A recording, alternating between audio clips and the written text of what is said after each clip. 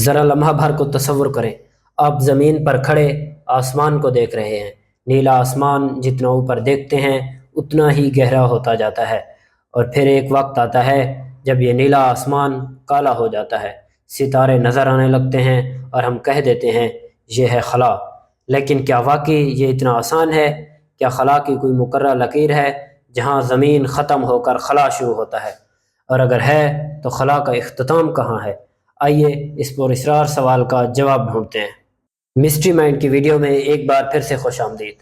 زمین اور خلا کے درمیان کوئی باڑ یا دیوار موجود نہیں ہے۔ فضا آہستہ آہستہ پتلی ہوتی جاتی ہے اور ایک مقام پر تقریباً ختم ہو جاتی ہے۔ سائنسدانوں نے ایک فرضی حد مقرر کی ہے جسے کارمان لائن کہا جاتا ہے۔ یہ زمین سے تقریباً 100 کلومیٹر کی بلندی پر واقع ہے۔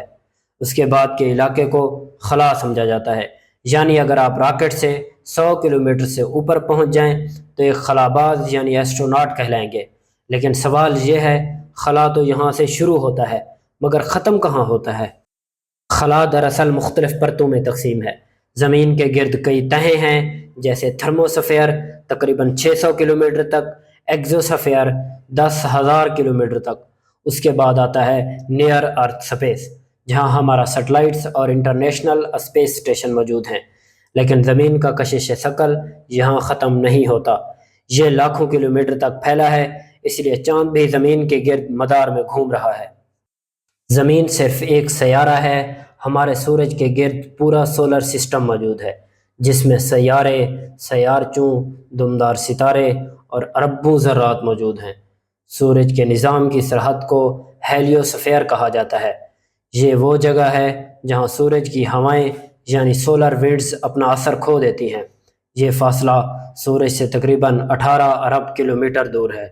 جب ایک ویاگر اسپیس کرافٹ 2012 میں اس علاقے سے باہر نکلا تو کہا گیا کہ یہ انٹرسٹیلر سپیس یعنی کہکشاؤں کے بیچ کے خلا میں داخل ہو گیا ہے۔ اب سوال یہ ہے کہ اس کے بعد کیا ہے؟ ہمارا سورج اور سیارے سب ایک کہکشاں کا حصہ ہیں۔ اس کہکشاں کو ملکی وے کہتے ہیں۔ ملکی وے کہکشاں میں تقریباً 200 ارب ستارے ہیں۔ ہر ایک کے گرد اپنے اپنے سیارے ہو سکتے ہیں، اور ہماری کہکشاں اکیلی نہیں، کائنات میں اربوں کہکشائیں موجود ہیں۔ کہکشاؤں کے درمیان جو خلا ہے اسے انٹر گلیکٹک سپیس کہا جاتا ہے۔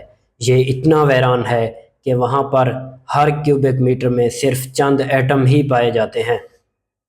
لیکن اصل سوال ابھی باقی ہے، خلا ختم کہاں ہوتا ہے؟ سائنس کے مطابق خلا کا کوئی کنارہ نہیں ہے، کائنات مسلسل پھیل رہی ہے، کہکشائیں ایک دوسرے سے تیزی سے دور جا رہی ہیں۔